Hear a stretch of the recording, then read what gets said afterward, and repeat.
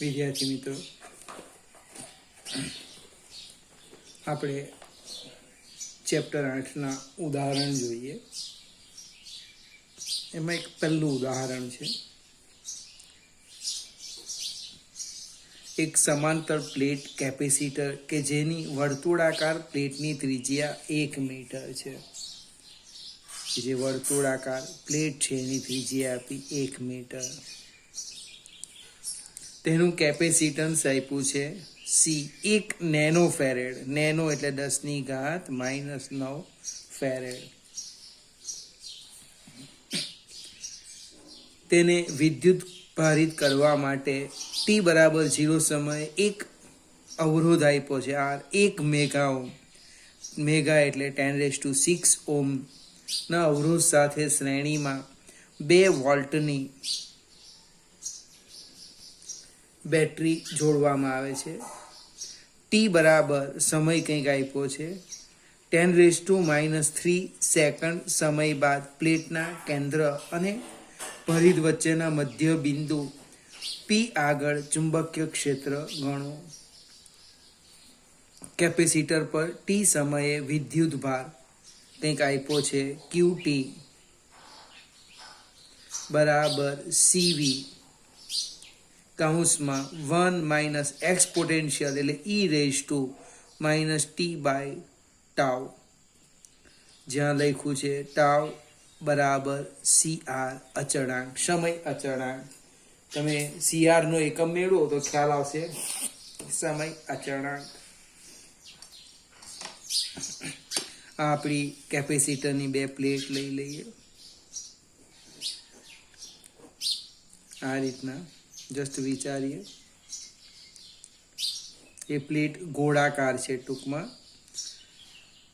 અને એના મધ્ય બિંદુ પર એટલે આટલે લઈ લઈએ પી બિંદુ પાસે આપણે ચુંબકીય ક્ષેત્ર શોધવું છે. હવે પહેલા તો અચળાંક શોધી કાઢીએ. બરાબર ને? ટાઉ CR સી છે 10⁻⁹ ગુણ્યા 10⁻⁶ એટલે જવાબ આવવાનો 10⁻³ સેકન્ડ. સમય અચળાંક. 2 પ્લેટ વચ્ચે વિદ્યુત ક્ષેત્ર ભૂલી ગયા હોય તો આપણે યાદ કરી લઈએ. E બરાબર σ/ε0. સિગ્મા એટલે Q/A⁴0. કિંમત મૂકી દઈએ Q/πr²ε0. પણ આ જે વર્તુળાકાર પ્લેટ છે એની ત્રિજ્યા છે 1 મીટર. પ્લેટ કેવી છે? વર્તુળાકાર છે. 2 પ્લેટ આવી વર્તુળાકાર છે એટલે અહીંયા R=1 થઈ જશે એટલે એનો વર્ગ 1 થવાનો, એટલે ક્ષેત્ર આવવાનું આપણું E બરાબર Q/πε0. હવે આપણે એક P ને કેન્દ્ર લઈ R/2, કારણ કે ત્રિજ્યાની એક લૂપની કલ્પના કરીએ. પી ને કેન્દ્ર તરીકે અથવા પી બિંદુ અહીંયા લઈએ, જ્યાં લઈએ ત્યાં આપણે R/2 ત્રિજ્યાના એક બંધ ગાળાની, કારણ કે આ ત્રિજ્યા R છે, એમાં આપણે આ બિંદુ લીધું P. બરાબર? એટલે આ જે અંતર છે એ કેટલું થવાનું?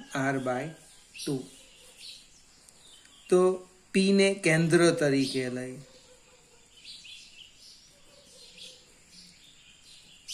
R/2 ત્રિજ્યાના બંધ ગાળાની કલ્પના કરીએ. એ બંધ ગાળા સાથે R/2 ત્રિજ્યાના બંધ ગાળા, R/2 એટલે 0.5 આવશે, ગાળાના ત્રિજ્યાની બંધ ગાળાની કલ્પના કરીએ તો એની સાથે સંકળાયેલ ફ્લક્સ તો કે φE બરાબર EA. EA એટલે πr². અહીં આર લખવાના આપણે કેટલા લખવાના ઈ પાઈ 1/2 આર 1 છે તો 1/2 હોલ સ્ક્વેર એટલે ફ્લક્સ આવવાનું 5e બરાબર ઈ પાઈ બાય 4 1/2 નો વર્ગ એટલે 1/4 ઈની કિંમત મૂકી દઈએ Q pi epsilon 0 Q pi epsilon 0 pi by 4 લગભગ પાઈ નીકળી ગયા એટલે ફ્લક્સ આવી ગયું કેટલું આવી ગયું ક્યુ બાય 4 એપ્સિલોન 0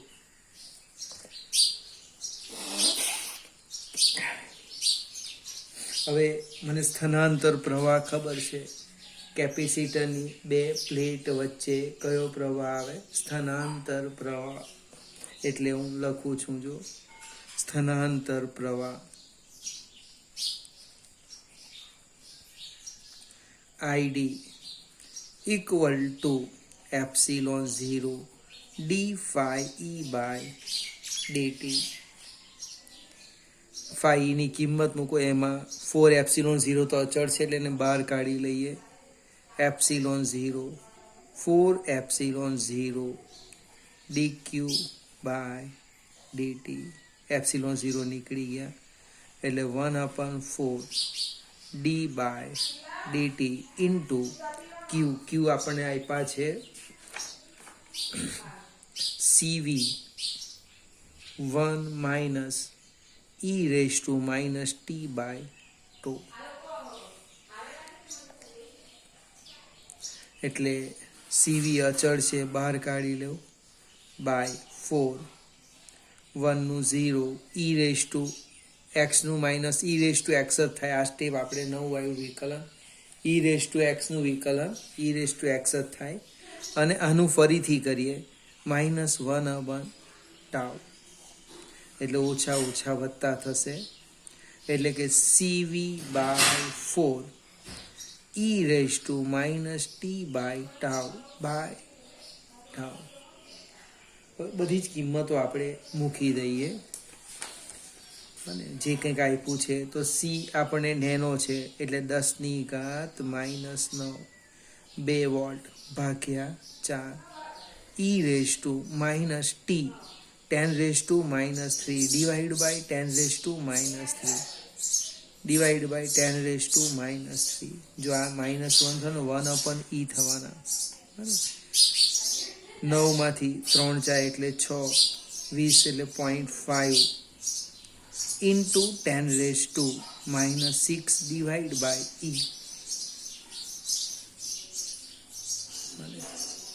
હવે e ની કિંમત મૂકો એટલે પ્રવાહ આવશે id બરાબર આટલા હવે સૂત્ર યાદ રાખવાનું આપણે કેપેસિટરની બે પ્લેટ વચ્ચે જે ચુંબકીય ક્ષેત્ર જોઈએ ને તો એમ્પિયર સર્કિટલનો નિયમ લઈએ અથવા તો ડાયરેક્ટ લખી દઈએ b બરાબર μ0 id કેન્દ્ર પર ટ્વાઇસ એ મીન્સ ત્રિજ્યા r by 2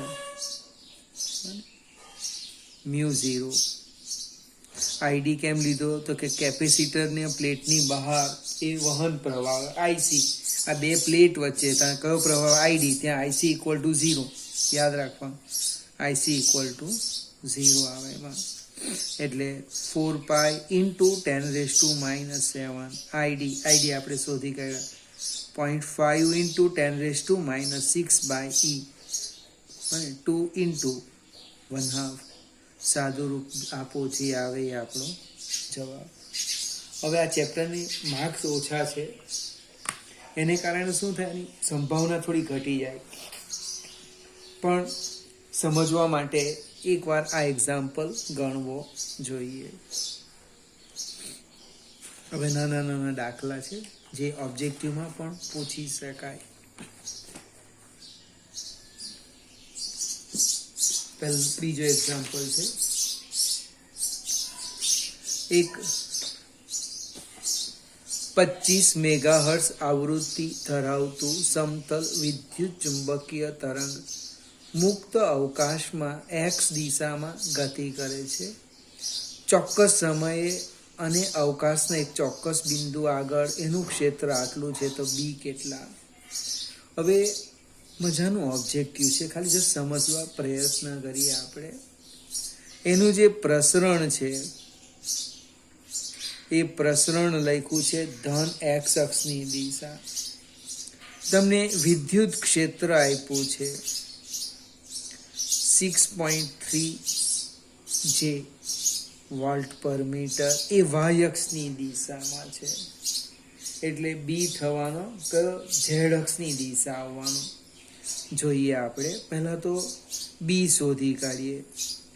તો માનાંકમાં સદિશ ઈ એટલે મૂલ્ય કેટલું? 6.3 વોલ્ટ પર મીટર. એક સ્ટેપ આગળ વધીએ.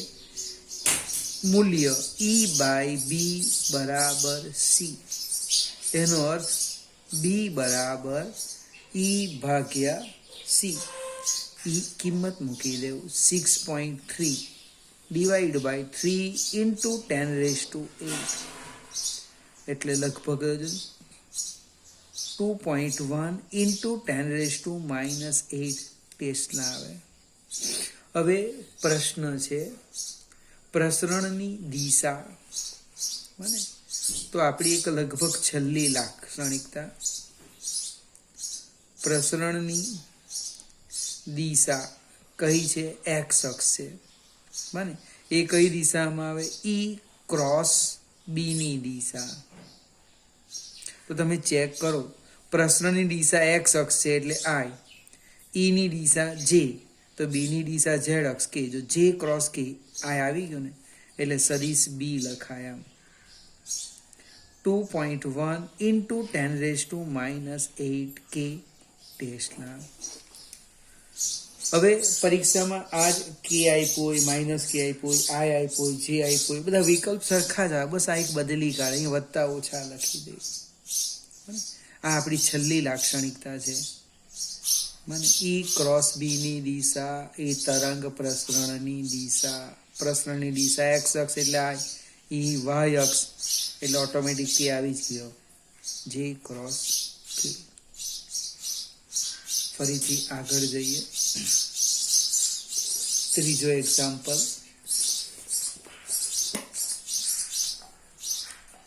ધન એક્સ અક્ષની દિશામાં પ્રસરતા એક સમતલ વિદ્યુત ચુંબકીય તરંગમાં ચુંબકીય ક્ષેત્ર આપ્યું છે.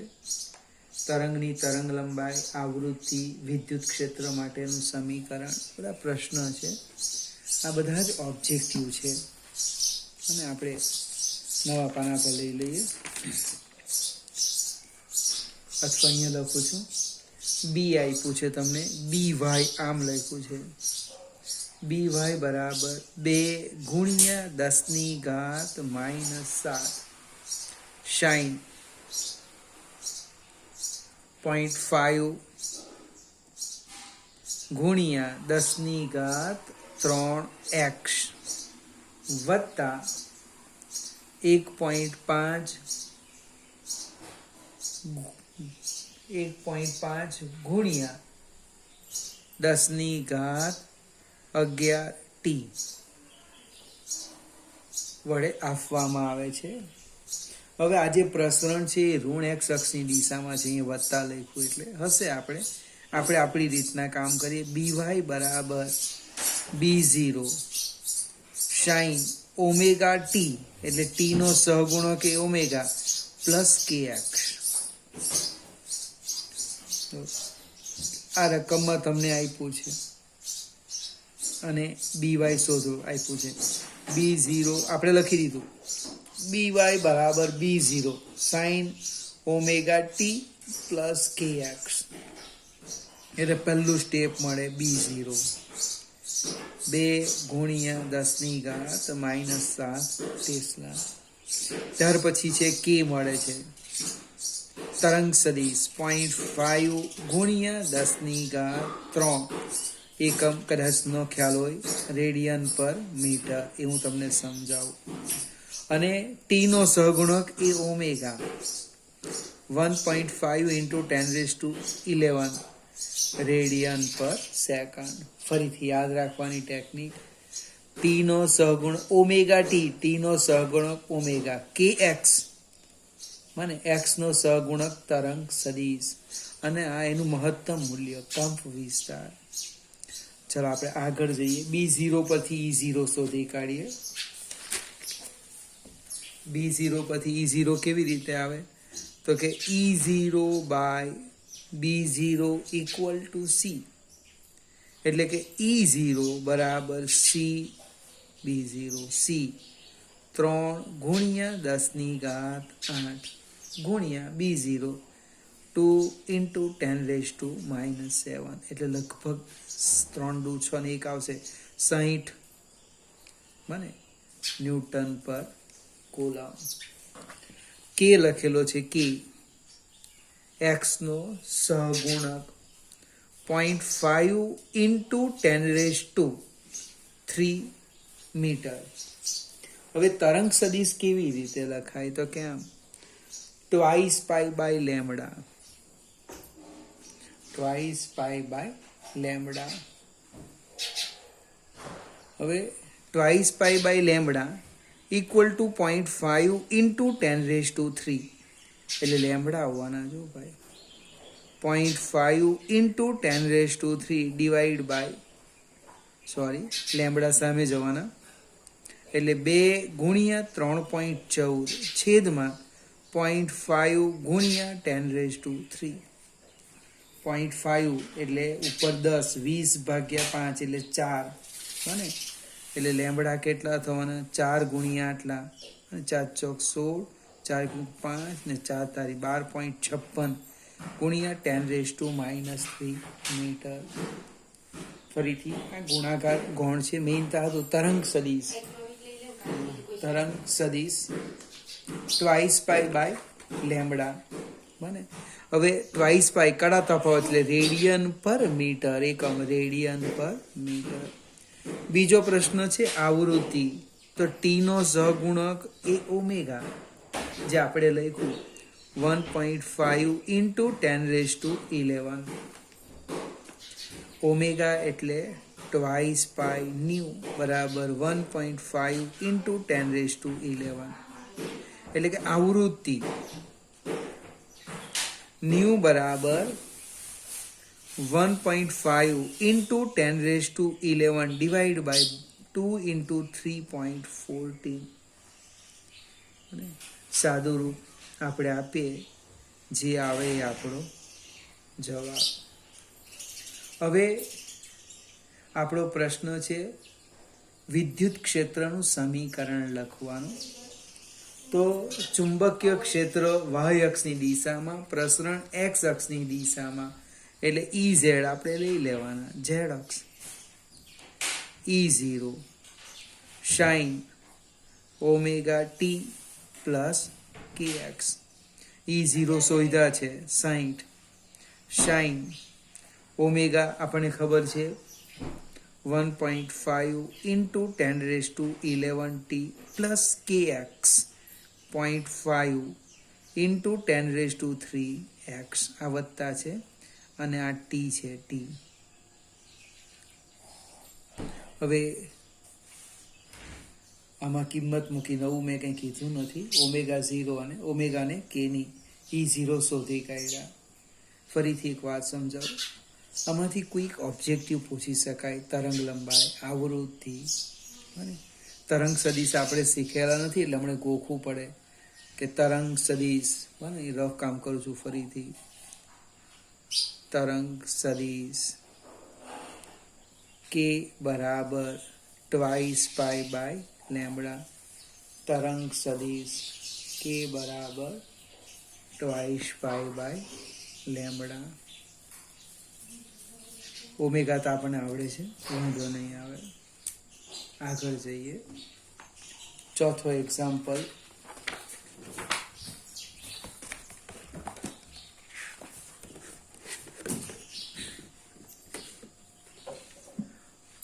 કંઈક રકમ છે 18 વોટ પર સેન્ટીમીટર સ્ક્વેર જેટલું ઉર્જા ફ્લક્સ ધરાવતો પ્રકાશ એક અપરાવર્તનીય સપાટી પર લંબરૂપે આપાત થાય છે.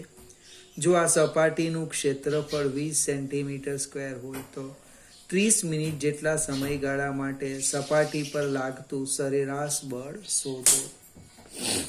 હવે સમજવો પડશે, કારણ થિયરીમાં આવી કોઈ ચર્ચા આવી નથી. તમને જે આપ્યું છે શું એ હજુ એક્ઝેક્ટ ખ્યાલ નથી આવતો. 18 વોટ પર સેન્ટીમીટર સ્ક્વેર. સેન્ટીમીટર સ્ક્વેર એટલે છેદમાં 10⁻⁻⁴ વોટ પર મીટર સ્ક્વેર એટલે 10⁵ વોટ પર મીટર સ્ક્વેર. આ કોનો એકમ યાદ આવે? તીવ્રતાનો એકમ, ઇન્ટેન્સિટી.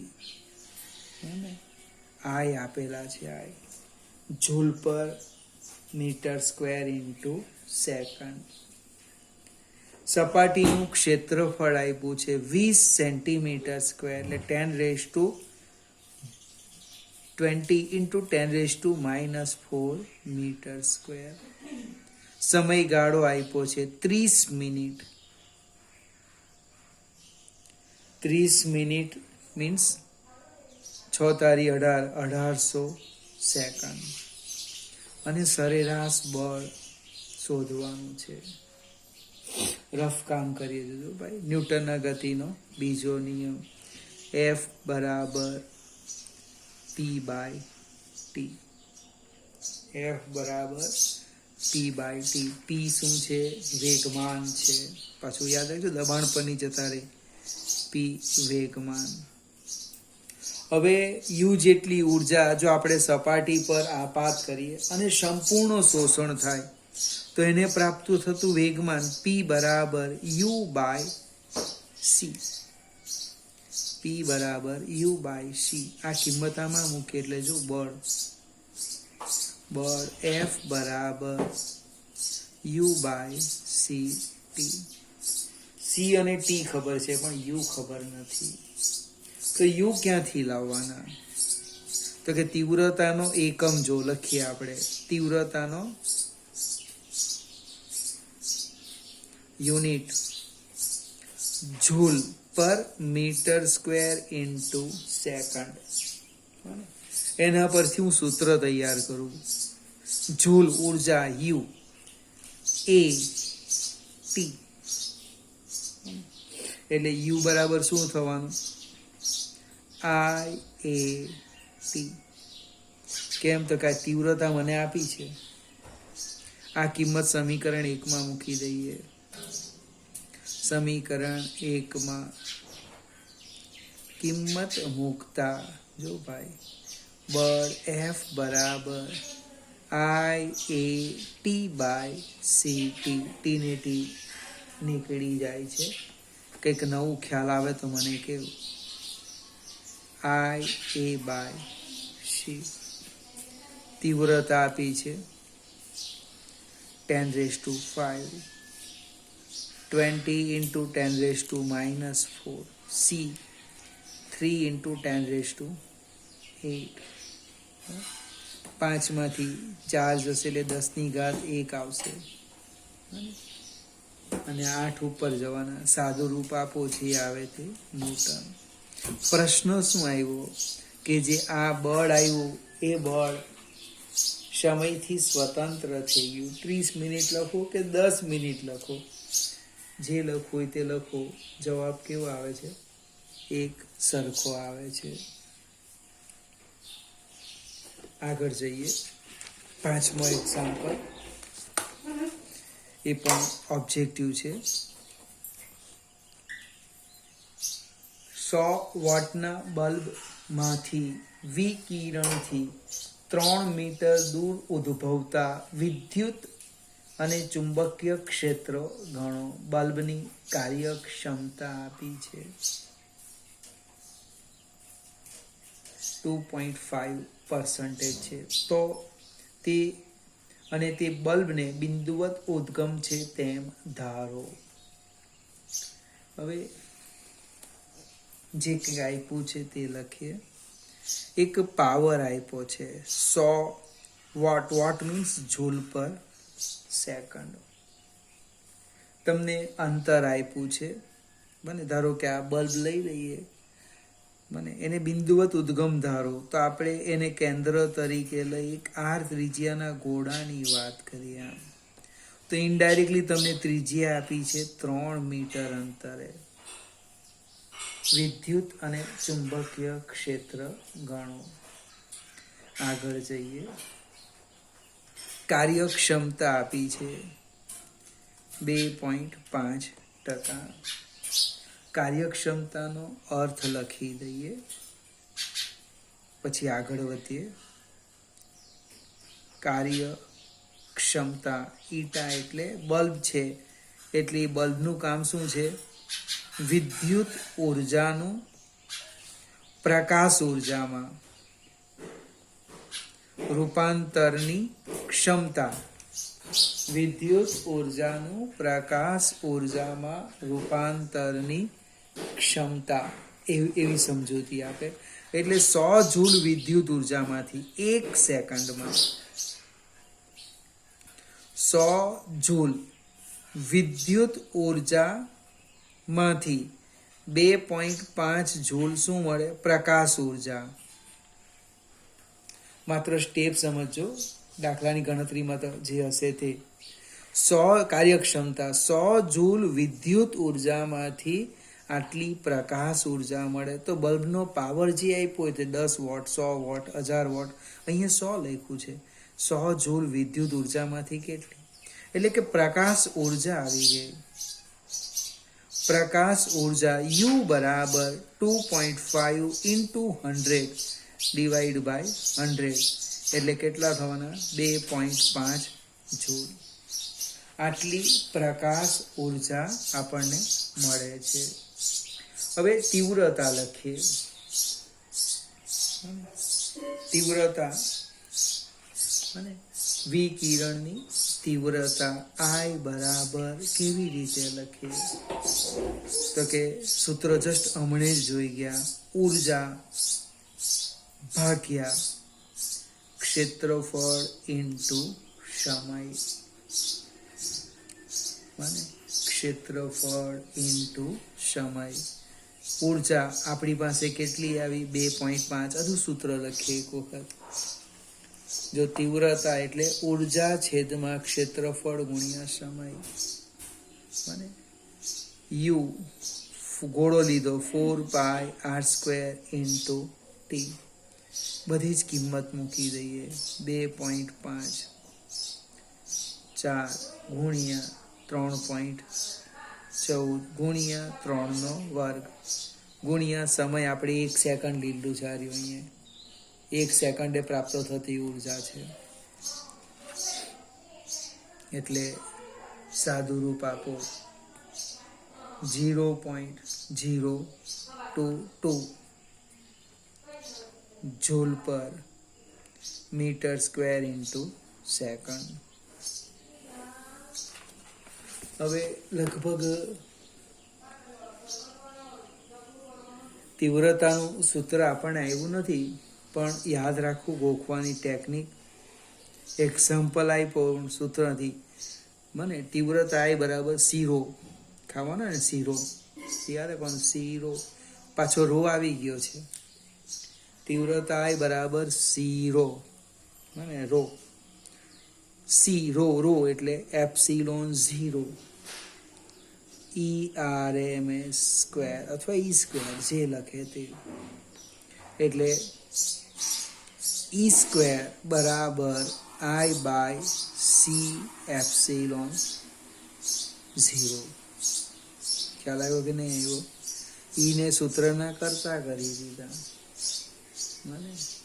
એટલે E બરાબર root I divide by C epsilon 0. I ની કિંમત મૂકીએ